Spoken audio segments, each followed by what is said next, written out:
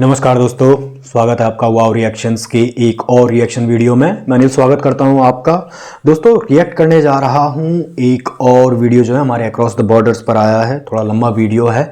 इस बार जो मैं रिएक्ट करने जा रहा हूं ये वीडियो जो है कैटलिस्ट रिकॉर्ड्स का है और टाइटल एज आया है forex reserve of India reaches 642 billions. अभी अगर आपने रिसेंटली में न्यूज़ सुनी होगी तो इंडिया ने काफ़ी अच्छा हाइक जो है हमारी जो फॉरेक्स रिजर्व्स हैं उसमें एक ही दिन में करीब जो है 8 पॉइंट सम बिलियन जो है हमने ऐड किया था। तो एक बहुत अच्छा अमाउंट, जो एक बहुत अच्छी वैल्यू होती है। और फॉरेक्स रिजर्व्स के क्या फ़ायदे हैं, जो कि अगर आप टाइमली देखें तो हमारे यहाँ महंगाई को काबू करता है, हमारे जो एक्सचेंजेस हैं फॉरेन कंट्रीज़ के साथ उनमें हेल्प करता है और इंटरनली भी काफ़ी वो। इसमें अगर ये भी देखा जाए तो रिसेंटली एक न्यूज़ आई थी कि India is one of the highest remittance getter from, जो हमारे लोग यहाँ पर एनआरआई जो नॉन रजिस्टर्ड इंडियंस हैं जो बाहर रहते हैं उनके द्वारा जो भी ट्रांसफ़र यहाँ पर किया जाता है वो 87 बिलियन अप्रॉक्स रहा है, जो कि हाईएस्ट है ईयर में। तो एक बहुत अच्छी बात है और I really thanks all of दवर NRIs and I wish like मैं तो यही कहूँगा कि आप लोग ऐसे ही करते रहें और भारत की तरक्की में अपना योगदान देते रहें। तो दोस्तों, मैं वीडियो देखने जा रहा हूँ। एक बार वीडियो को देखते हैं, वीडियो को देखते हुए रिएक्ट करेंगे। तो दोस्तों, आप अगर चैनल पर पहली बार आए हैं तो चैनल को सब्सक्राइब जरूर कीजिएगा। और अगर आप इंस्टाग्राम पर हैं तो आप इंस्टाग्राम पर भी हमें फॉलो कर सकते हैं। इंस्टाग्राम पर हमारे पेज में आपको मीम्स, डेली के नए अपडेट्स या सब चीज़ें शेयर होती हैं, तो आप फॉलो कर सकते हैं। और कैसा लग रहे हैं आपको वीडियो, आपके सजेशंस अच्छे लग रहे हैं, बुरे लग रहे हैं, कमेंट सेक्शन में ज़रूर बताइएगा।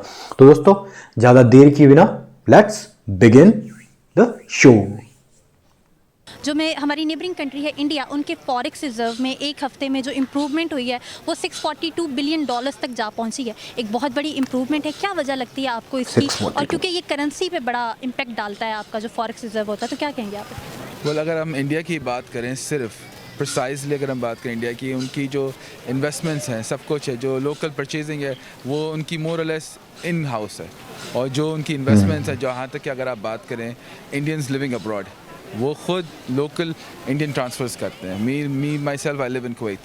तो अगर आप देखा जाए कंपेरेटिव, तो हर इंडियन जो कमाता है कुवैत में रह के, मिडिल ईस्ट में रह के, वो वापस अपने मुल्क में जमा करता है या अपने मुल्क में इन्वेस्टमेंट करता है। That's one of the key issues which I feel कि that's one of the reasons के उनकी इतनी करेंसी जो डीवैल्यूएट नहीं होती, क्योंकि इन्वेस्टमेंट्स आ रही हैं बाहर से। लोकल तो हो रही है, लोकल इकॉनमी हिट होती है, लेकिन इन्वेस्टमेंट जब बाहर से आती है that's a different thing. Sir, currency value का भी एक बहुत बड़ा डिफरेंस है पाकिस्तान और इंडिया का। उनकी वैल्यू डबल है करेंसी की और हमारी हाफ। क्या वजह लगती है इसकी? Foreign investment, it's clear answer is foreign investment. जब तक बाहर के रहने वाले पाकिस्तानी वापस अपने मुल्क में इन्वेस्टमेंट ना करें, और मोस्ट इम्पॉर्टेंटली यहाँ के रहने वाले भी जो अपर क्लास हैं, वो रादर अपने मुल्क से बाहर इन्वेस्टमेंट करें, वो यहाँ पे इन्वेस्ट करें और यहीं की इकॉनमी की ग्रो करना शुरू करें, तो that's when the stability will come. यहाँ के एसेट्स बनेंगे, यहाँ के बैंक में पैसा आएगा। That's the thing. वंस यहाँ पे पैसा आना शुरू होगा वापस, यहाँ let's say the dollar itself, जब डॉलर वापस पाकिस्तान में आएगा तो इनके बैंक भरेंगे। जब बैंक भरेंगे तो आपकी करेंसी अप्रिशिएट होगी। कि अभी एक रिपोर्ट शाया की गई है हमारी यहाँ पर जैसे भाई ने कहा कि अगर इन्वेस्टमेंट आती रहेगी टाइमली तो जो है डेवलपमेंट में बहुत हेल्प होती है। अगर आप इंटरनली ही देखें, आपस में ही वो करते रहेंगे तो इसके काफ़ी ज़्यादा जो है साइड इफ़ेक्ट भी होते हैं। तो इन्वेस्टमेंट, फॉरेन इन्वेस्टमेंट का टाइमली आना बहुत ज़रूरी है किसी भी इकोनॉमी के जो है फास्ट ग्रो करने के लिए। इन रिसेंट लास्ट 7 ईयर्स में ये कह सकता हूँ कि हाँ, इंडिया ने इस ओर जो है एक बहुत अच्छा कदम बनाया है।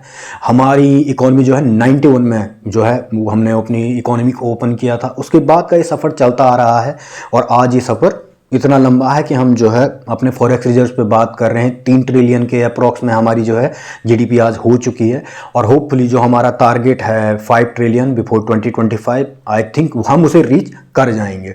आगे देखते हैं। नेबरिंग कंट्री इंडिया के हवाले से जिसके मुताबिक जो उनका फॉरेक्स रिजर्व है वो 642 बिलियन डॉलर्स पे चला गया है, जो बहुत बड़ा इम्पैक्ट डालता है आपकी करेंसी की वैल्यू पे। आप क्या कहना चाहेंगे? दरअसल इंडिया में तो सारे इस टाइम बैठे हुए हैं बिजनेस टाइकून, उधर लोग अपनी इन्वेस्टमेंट जो करते हैं वो छुपाते नहीं हैं, सब कुछ जाहिर करते हैं बैंक कंट्री। तो पाकिस्तान में तो सारे ब्लैक मनी को वाइट करते हैं, यहाँ से पैसा बाहर ले जाते हैं, फिर उसको इनलीगल तरीके से लेके आते हैं पाकिस्तान में। बैंक का यूज़ नहीं करते, ज़्यादातर हवाला, हुंडी, इन चीज़ों में प्राइस बांड रख लिए, कैश रख लिए का, बैंक का यूज़ नहीं करते कुछ भी। तो इस वजह से पाकिस्तान वो दिन ब दिन उसकी वैल्यू पैसे की डिग्रेड होती जा रही है। इंटरनेशनल ये जो भाई ने कहा कि जो आंतरिक में जो लोग हवाला बैंक्स का यूज़ नहीं करते हैं, ये सही बात है। इनके जो है साइड इफ़ेक्ट इकोनॉमी पर ही देखने को मिलते हैं। जब आपकी इकोनॉमी में जो है कैश फ्लो नहीं होगा, जेन्युइन कैश फ्लो नहीं होगा, तो उस कैश फ्लो का जो है इफ़ेक्ट पड़ता है। धीरे धीरे महंगाई बढ़ेगी, आपकी करेंसी डिग्रेड होगी, और साथ में जो आपके इंपोर्ट्स हैं वो बढ़ने शुरू होते हैं, जो आपके अपने एक्सपोर्ट हैं वो धीरे धीरे गिरने लगेंगे, क्योंकि आपका जो प्रोसेस है वो प्रोसेस ही हिल चुका है, आपके ट्रांजैक्शन ही नहीं हो रहे हैं। इन्वेस्टमेंट्स भी जो है वो इंडिया बड़े अच्छे से ले जाता है हर दफ़ा, जितने बड़े ब्रांड्स हैं वहाँ पे जाके इन्वेस्ट करते हैं, यहाँ पे इन्वेस्टमेंट्स नहीं आती सर, तो इस डिफरेंस की क्या वजह देखते हैं? Political disability. यहाँ पे अगर हम बहुत मेजर स्मॉलेस्ट देखें, अभी हम लोग यहाँ आगे लतीफ़ प्लाजा में थे, we were just buying basic thing jewellery, alright, दुकानें बंद हो गई क्योंकि कोई रैली निकल रही है। That's one thing, when you start doing this in the country, जब ये इस तरह की चीज़ें होने शुरू जाती है, इंस्टेबिलिटी तो होती है, तो लोग डरते हैं इन्वेस्टमेंट करने से। अगर आप मुझसे पूछें, अगर आप मुझे इन्वेस्ट करेंगे, मैं 10 बार सोचूंगा, लेकिन अगर मैं बोलूँगा जाए बॉम्बे में इन्वेस्ट करें, आई विल बी लाइक नहीं, वहाँ पे कुछ नहीं होना।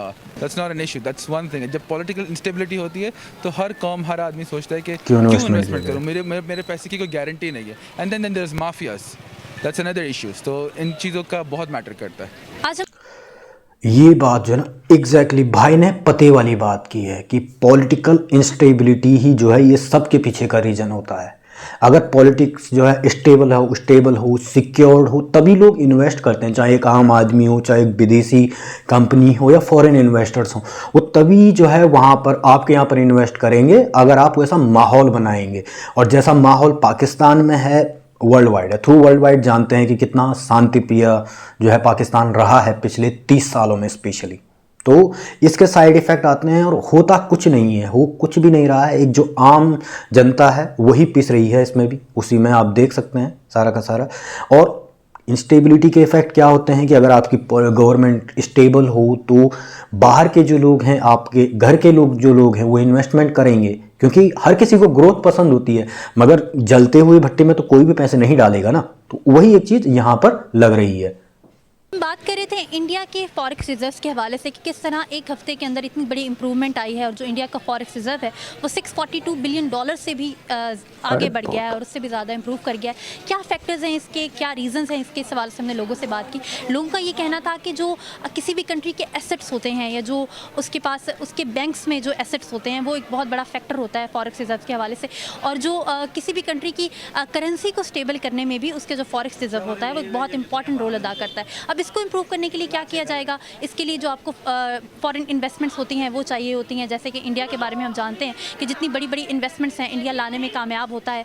बहुत सारे फैक्टर्स हैं जिसकी वजह से इंडिया के अंदर इन्वेस्टमेंट आती है। अनफॉर्चुनेटली पाकिस्तान उस तरह से इन्वेस्टमेंट्स नहीं ला पाता। तो ये कुछ रीजंस हैं जो लोगों ने हमें बताया। मजीद लोगों से बात करते हैं और जानते हैं उनकी राय, तो आइए चलते हैं। तो सर जो जैसे आपने बिजनेस की बात की कि वहाँ पे चल रहा है, तो सर वहाँ पे इन्वेस्टमेंट्स आ रही हैं, वहाँ पे बड़े ब्रांड्स इन्वेस्ट करें, आपको क्या लगता है इंडिया की मार्केट कैसी, क्या खास बात है? वहाँ पे ब्रांड आ रहा है। अभी रिसेंटली आप देख लें, उनकी एक फ्रेंचाइज सिर्फ मेरा ख्याल है कोई 7 अरब रुपए में बिकी है 2 दिन पहले। तो वहाँ पे इंटरेस्ट है, लोग इन्वेस्टमेंट कर रहे हैं। यहाँ पे भी इंशाल्लाह आहिस्ता आहिस्ता हो रहा है, लगी हुई है गवर्नमेंट भी, तो आने वाले वक्तों में इंशाल्लाह अच्छा होगा। मुश्किल है ज़रूर, आसानी भी है इसके बाद। तो सर करेंसी वैल्यू का भी एक बहुत बड़ा डिफरेंस है पाकिस्तान और इंडिया के दरमियान। उनकी जो करेंसी वैल्यू है पाकिस्तान से डबल है, हमारी हाफ है। सर आपको इसकी क्या वजह लगती है? ये इसकी वजह तो यही है ना कि पैसा आ नहीं रहा, पैसा वो उनके फ़ॉरेन से पैसा आ रहा है, इन्वेस्टर आ रहा है वहाँ पे, और चीज़ों में बहुत सारा इन्वेस्टमेंट हो रही है वहाँ पे। पाकिस्तान में नहीं है। पाकिस्तान में भी रुझान बढ़ रहा है इन्वेस्टमेंट का, मुख्तलिफ़ शोबों में आ रही है इन्वेस्टमेंट आ रही है। तो इंशाल्लाह जल्दी पाकिस्तान भी उनको क्रॉस करेगा। जल्दी इन्वेस्टमेंट ना आने की क्या वजह लगती है आपको?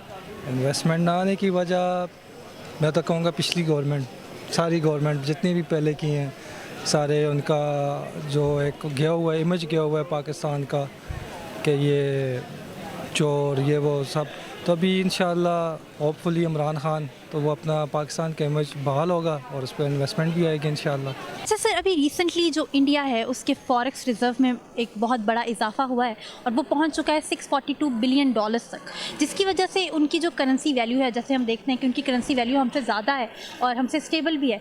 तो आप क्या कहना चाहेंगे इस पर? देखा जाए तो हमारे मुल्क में ये सारी चीज़ें तो डिपेंड करता है हमारी पॉलिटिक्स पे, और जो हमारे पॉलिटिशियन इसमें क्या उनका किरदार है। जैसा कि हम अभी रिसेंटली अभी देख सकते हैं कि इमरान खान साहब हैं, सारी आवाम ने उन्हें वोट दिया, उन पर ट्रस्ट किया और ये चीज़ उनसे एक्सपेक्टेड थी कि वो आवाम को जो है ना स्टेबल स्टेज पे रखेंगे।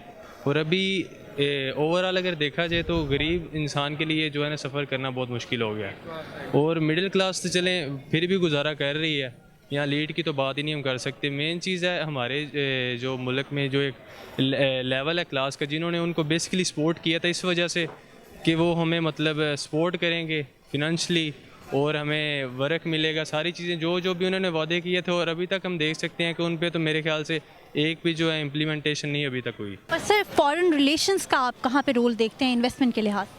Foreign relations, exactly what you mean by relations, किस तरह? मतलब आपके डिफरेंट कंट्रीज़ के साथ कैसे पॉलिटिकल या कैसे आपके इकोनॉमिकल रिलेशंस हैं जो वो कितना इम्पेक्ट करते हैं आपके लिहाज? बहुत इम्पैक्ट करते हैं। आई मीन अगर आपने साइड्स चूज़ की हुई हैं, सिर्फ you think that working with Russia और working with China is a great deal, no that's not gonna work that वे।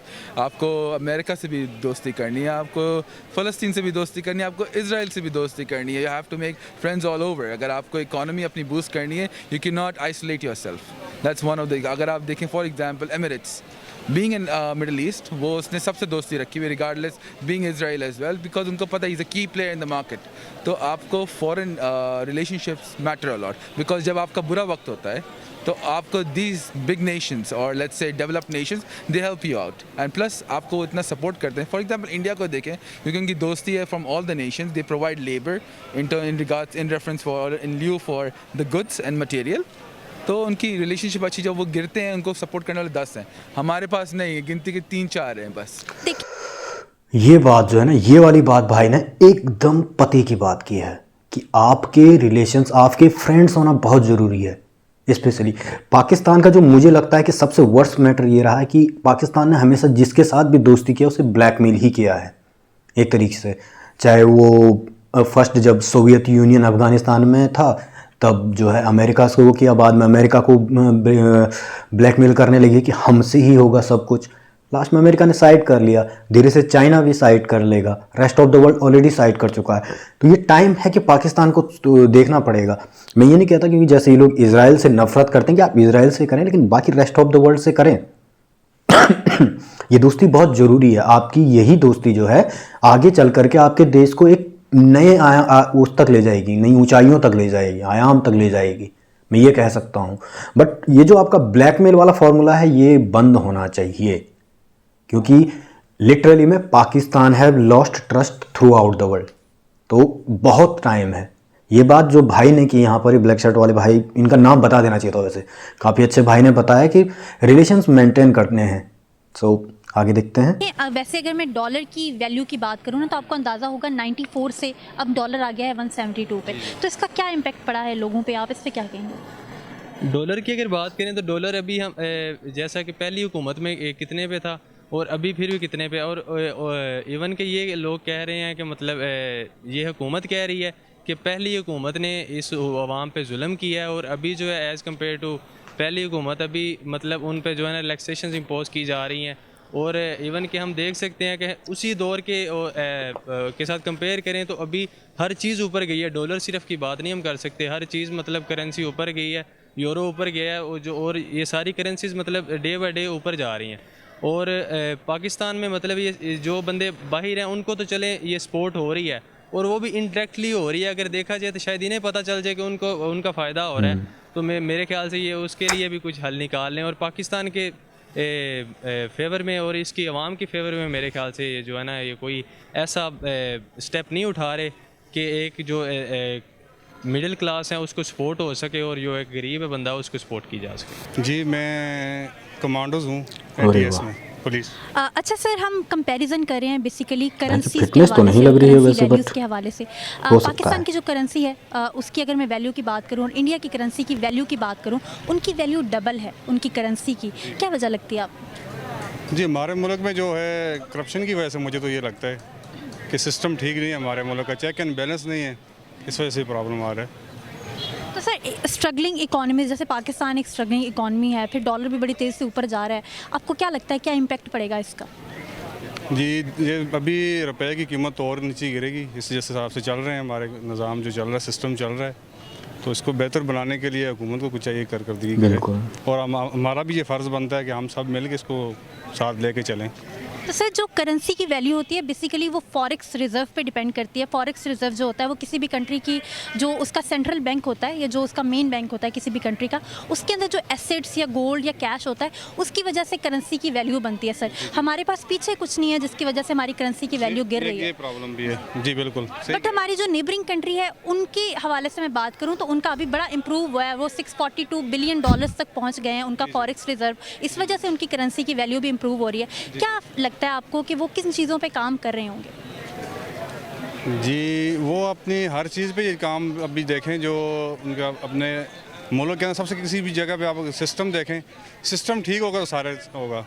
तो सिस्टम हमारा ये ठीक नहीं है, मुझे तो ये लग रहा है जी। तो सर किसी कंट्री की जो इकोनॉमिकली अगर उसने स्टेबल होना है तो उसको इन्वेस्टमेंट चाहिए होती है, बाहर से फॉरेन इन्वेस्टमेंट चाहिए होती है। सर जो हमारी नेबरिंग कंट्री है इंडिया, वहाँ पे बड़ी बड़ी इन्वेस्टमेंट्स आती हैं। आपको क्या लगता है क्या वजह इसकी या क्या ख़ास बात है उनकी मार्केट की बात नहीं, हम ये कह सकते हैं कि हम बाहर से ये सारी चीज़ें खुद पे डिपेंड करती हैं। इंसान जो चीज़ प्रोवाइड करेगा उसको गेन करने वाले खुद ब खुद आपकी तरफ अट्रैक्ट हो जाएंगे। और उसके अलावा अगर ये बात करें दूसरे कर्ज़े की, हम बात इसमें इनडायरेक्टली इन्वॉल्व होती है कि पाकिस्तान में पहले कितना कर्ज़ा था और अभी कितना कर्ज़ा है। और ये मेन इनका मोटिव यही था कि कर्ज़े को जो है ख़त्म करेंगे। और कर्ज़े को मेरे ख्याल से तो ये डायरेक्टली मतलब कर्ज़े को ले के मुल्क ये, और ये इसका जो है ना फ्रंट पेज पे इन्होंने ये रखा हुआ है कि हमारा मुल्क को स्टेबल करने के लिए हमारे पास पैसे ही नहीं है। और हुकूमत ही इस चीज़ में इन्वॉल्व है और इस चीज़ की जो है ना डायरेक्टली इस चीज़ की ज़िम्मेदार है कि कोई बाहर से आए और इधर काम शुरू करे। और मेरे ख्याल से इस चीज़ में हम इस चीज़ को कंपेयर नहीं कर सकते। और पहले से ये सिचुएशन बेहतर है, जैसे कि CPEC अभी चाइना आ रहा है, इस चीज़ में इन्वॉल्व हो रहा है और पहले से ये सिचुएशन बेहतर है, लोग आ रहे हैं और इस चीज़ से एक्सपोजर बढ़ेगा। और बेसिकली अगर कर्ज़े की बात करें तो वो मेरे ख्याल से जो है ना इसको कंट्रोल करना चाहिए और इस चीज़ पे जो है ना मेन फोकसिंग पॉइंट होना चाहिए इस चीज़ का। सर आप क्या देखते हैं, डॉलर की कीमत बढ़ेगी या उसका क्या और इम्पैक्ट आप हमारी करेंसी पे देखते हैं? अगर करंट सिनेरियो में देखा जाए तो मेरे ख्याल से तो एक्सपेक्टेड है शायद इससे भी ज़्यादा चली जाए, क्योंकि डे बाई डे ये इंक्रीज़ ही होती जा रही है। रिसेंट पीछे थोड़ी सी कम हुई थी और अभी फिर बहुत ज़्यादा हो गई है। और मतलब एक्सपेक्टेड यही है कि शायद इससे भी ज़्यादा हो जाए, जिसकी वजह से अवाम के पाकिस्तान के रुपए की कीमत तो दिन ब दिन कम ही हो रही है। ओके गाइस, तो ये था यहाँ पर वीडियो जो है फॉरेक्स रिजर्व फॉर इंडिया पर पाकिस्तानी पीपल्स का रिएक्शन। इसमें अगर मैं कहूँ तो बाकी सबका ऐसा ही रहा, सिर्फ एक जो ब्लैक टी शर्ट में भाई था उन्होंने पते की बात की कि इन्वेस्टमेंट कैसे आती है, कैसे उनके रिलेशंस को बनाया जाता है। अगर यहीं पर मैं बात करूं पाकिस्तान के कंपैरिजन में इंडिया का, तो हमारी जो लास्ट 30 ईयर की जर्नी है, जो हमारा सफ़र है, उसमें ऐसा नहीं कहूँगा कि हम जिसे 91 में हुए तो सीधे टेक ऑफ हो गए। हमने भी बुरा टाइम देखा, हमारी इकोनॉमी में भी जो है अच्छे इन्वेस्टमेंट नहीं थे, लेकिन धीरे धीरे हमने सिस्टम में अपने रिफॉर्म करते गए। टाइम बाय टाइम जो रिफॉर्म किए उसके चलते हम आज यहाँ हैं। आज भी रिफॉर्म जारी हैं और आने वाले टाइम पे मुझे लगता है कि अब इंडिया को कोई नहीं रोक सकता है। तो हम बहुत जल्दी ग्रोथ कर रहे हैं। इसके लिए ज़रूरी है कि जो चीज़ें अभी बनी हुई हैं इनकी स्पीड मेंटेन रहे और इससे भी अच्छी स्पीड में हम करें। 140 करोड़ का देश है हमारा। हम थ्रू आउट द वर्ल्ड अगर चाहें तो एक अच्छी इकोनॉमी बन सकते हैं, हमें बनना चाहिए था। मगर पास्ट में देखा जाए तो पॉलिटिकल इंस्टेबिलिटी हमने भी देखी है और इसके अलावा अगर हम देखें तो इंटरनल इश्यूज़ भी हमने देखे हैं। आज जो है धीरे धीरे चीज़ें चल करके हम इंटरनेशनल एक अपने रिलेशंस को मेंटेन कर रहे हैं फॉरेन कंट्रीज़ के साथ में। इंटरनली हम पीसफुल हैं, कुछ छुटपुट घटनाएं चलती रहती हैं। ये 140 करोड़ का देश है तो ये सब होता रहेगा। हम डेमोक्रेसी हैं, हम ऑटोक्रेसी नहीं है चाइना की तरह। हम डेमोक्रेसी हैं तो हम डेमोक्रेसी में हर एक चीज़ को वो कर सकते हैं। तो आशा करता हूँ आपको ये वीडियो अच्छा लगा हो। कैसा लगा ये वीडियो ज़रूर बताइएगा कमेंट सेक्शन में। जल्दी मिलता हूँ एक नई वीडियो के साथ, तब तक के लिए नमस्कार, जय हिंद।